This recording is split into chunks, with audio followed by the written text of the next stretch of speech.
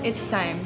I'm a young Filipino and I am now making a stand. A stand for my God, My country, my people. a stand against poverty. Ako ay kabataang Pilipino at ngayon naninindigan para sa Diyos, sa bayan at sa mamamayan.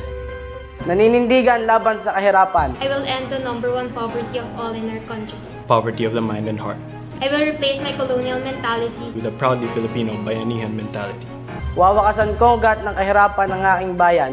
Paghihirap sa puso't isipan, hahalinhan ng pagiging makabayan ang kolonyal na isipan. God did not make a mistake in creating me Filipino. I am honoring God's plan for me as a Filipino by loving my country. I am joining the fight to end poverty, not just in words, but more so in action. Hindi nagkamali ang Diyos na gawin akong Pilipino. Pinararangal ko ang kanyang plano sa pamamagitan ng pagmahal sa bayan ko. Nakikiisa ako sa laban tuldukan ng kahirapan, di lamang sa salita, bagkus ay maging sa gawa.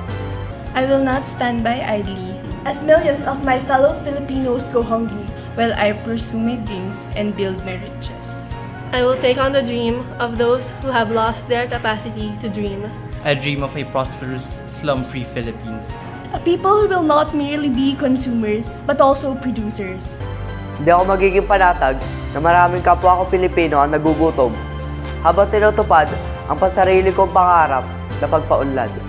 Nangangarap ako para sa kapwang pinanghinaan ng mangarap. Nangangarap ako ng maunlad at nakaong Pilipinas.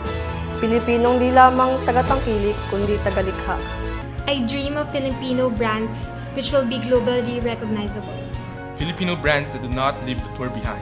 I will produce such a brand. Nangangarap ako ng mga produktong tatak Pilipino na magiging tanyag sa mundo. Produktong Pilipino hindi iiwan ang naghihirap na kababayan. Ako'y lilikha ng kalidad na produktong tatak. Through entrepreneurship, I will make this dream come true.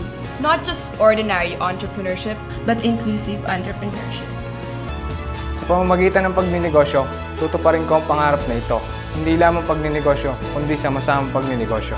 Living in a country so rich in natural resources And being among gifted people. no reason exists why I should fail. Bilang pinagpalang bayan sa likas na yaman at matalinong mamamayan, walang dahilan upang hindi ako magtagumpay. Magiging tagapag-ingat ako ng aking mga kapwa. I will be my brother's keeper.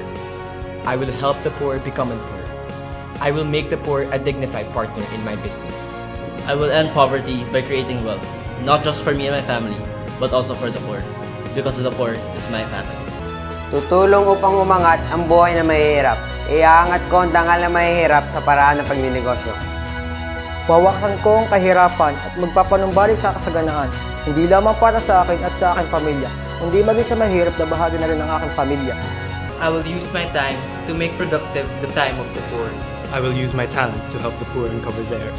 I will use my treasure to invest in the poor. And together, we will build a working treasury for all. Gagamitin ko ang aking oras na maging kapaki-pakinabang rin sa oras na mahihirap. Gagamitin ko ang aking talento nang matulungang mahayag ang kanilang angking kakayahan. I will use my treasure to invest in the poor. And together, we will build a working treasury for all.